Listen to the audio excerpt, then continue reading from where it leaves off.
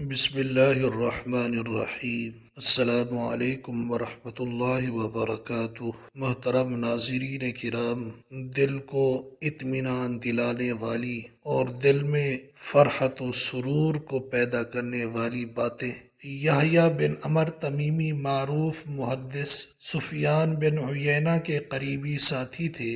ایک مرتبہ وہ جہاد کے لیے نکلے اور اپنی ساری جمع شدہ پونجی اس راہ میں خرچ کر ڈالی۔ جب یہ اپنی اس مہم سے واپس آئے تو ان کی ملاقات سفیان بن عیینہ سے ہوئی۔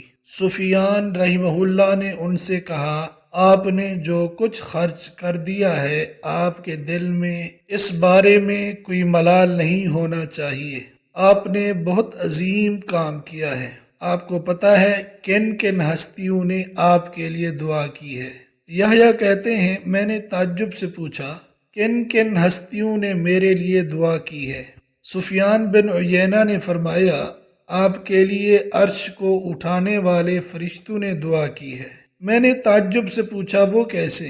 سفیان کہنے لگے، آپ نے اللہ تعالیٰ کا یہ فرمان نہیں پڑھا، الذین یحملون العرش ومن حولہ یسبحون بحمد ربہم ویؤمنون بہ ویستغفرون للذین آمنوا۔ وہ فرشتے جو عرش کو اٹھائے ہوئے ہیں اور جو اس کے ارد گرد ہیں، وہ اپنے رب کی تسبیح اور حمد بیان کرتے ہیں، وہ اس پر ایمان بھی رکھتے ہیں اور ایمانداروں کے لیے بخشش کی دعا بھی کرتے ہیں۔ اسی پر بس نہیں، سیدنا نوح علیہ السلام نے بھی آپ کے لیے دعا کی ہے۔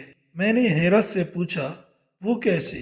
سفیان بن عیینہ نے فرمایا، کیا آپ نے قرآن کریم میں نہیں پڑھا، رب اغفر لی ولوالدی ولمن دخل بیتی مؤمنا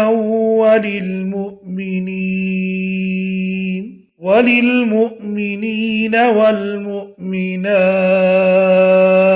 اے میرے رب، مجھے، میرے والدین اور جو مومن میرے گھر میں داخل ہوئے ہیں انہیں معاف فرما، اور سب مومنین اور مومنات کو بھی معاف فرما۔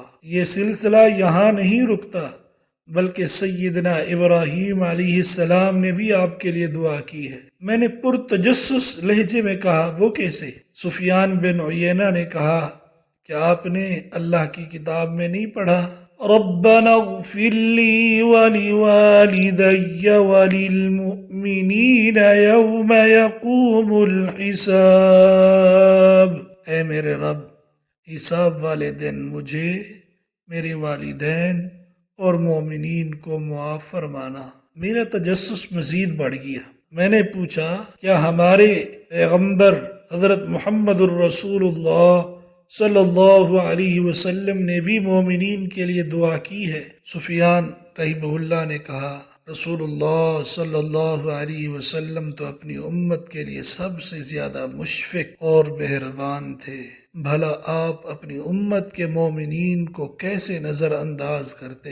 اللہ تعالیٰ کا ارشاد ہے، وَاسْتَغْفِرْ لِذَنبِكَ وَلِلْمُؤْمِنِينَ وَالْمُؤْمِنَاتِ۔